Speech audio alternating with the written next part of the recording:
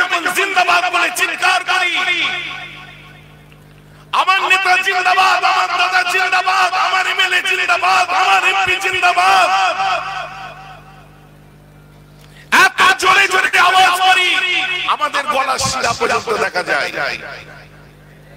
হাত ছুড়ে জিন্দাবাদ জিন্দাবাদ, একদম ভারত স্বাধীন করেছিল বোধহয়, দেশের স্বাধীনতা উনি নিয়ে এসেছিল, নেতাজি সুভাষচন্দ্র বোস তাকে মেডেল পরিয়েছিল। কিন্তু আপনি কি জানেন মিস্টার ডেভিড পোর্ট আমেরিকান একজন লেখক, সে কি বলছে? আপনি কি জানেন মিস্টার উইলিয়াম মুর তার চোখে সেরা নেতাকে? আপনি কি জানেন ফিলিপ লিহিটি তার চোখে সেরা লেখককে? আপনি কি জানেন তুরস্কের ইতিহাসের লেখক মিস্টার লামার্টিন তার চোখে সেরা লিডারকে? আপনি কি জানেন স্বয়ং Mahatma Gandhi the young India নামক গ্রন্থ লিখেছিল, তার চোখে সেরা লিডারকে?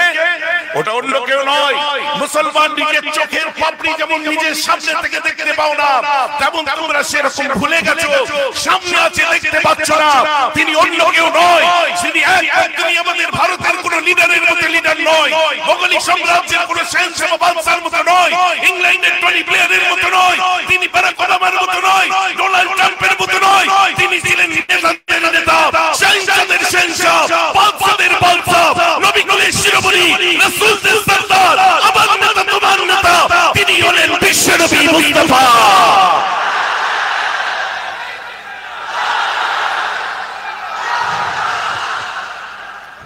অতএব তার সম্পর্কে লিখছে, perhaps the greatest leader of all times was Muhammad sallallahu alaihi wasallam. The creed of Hazrat Muhammad is free from the suspicions of ambiguity, and the Quran is the glorious testimony to the unity of Allah. কোথায় হারিয়ে গেছি আজ আমরা? কোথায় ভুলে গেছি আজ আমরা? সৃষ্টির মোহে বেঁধে গিয়ে আজ আমরা স্রষ্টাকে ভুলতে চলেছি, মাতওয়ারা হয়ে গেছি আমরা আজ দুনিয়ার মোহে, ভুলে গেছি আজ নিজেদের কৃষ্টি কালচার, ভুলে গেছি নিজেদের উঠে পড়া কোটায় নিজেদের চিৎকার করার ক্ষমতা ছিল সেটাও ভুলে গেছি, কারণ আমরা অন্যের কাছে বিলীন করে দিয়েছি নিজেদের। আজ এত মানুষ এসেছে, আপনাদেরকে কোন লিডারকে বলে আনতে হয়নি, আপনাদেরকে কোন নেতাকে বলে আনতে হয়নি,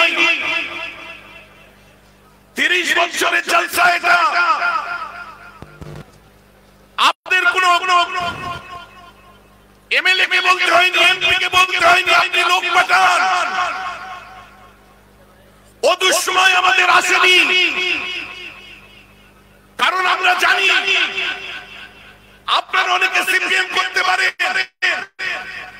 অনেকে টিএমসি করতে পারে, অনেকে বিভিন্ন দল ধরতে পারেন বা করেছেন পূর্বের দিনে, কিন্তু আপনারা যে দলেরই হন না কেন, আপনার জন্মটা হয়েছে, আপনার যে বাড়িতে লালিত হয়েছে, যে বাড়িতে মানুষ হয়েছে, যে মায়ের দুধ খেয়েছে, যে বাপের আঙ্গুল ধরে চলা শিখেছে, উনি মুজাদ্দিদ জামানকে আগেও ভালোবেসেছিল, আজও ভালোবাসে, আপনারা কিয়ামত পর্যন্ত ভালোবেসে যাবে।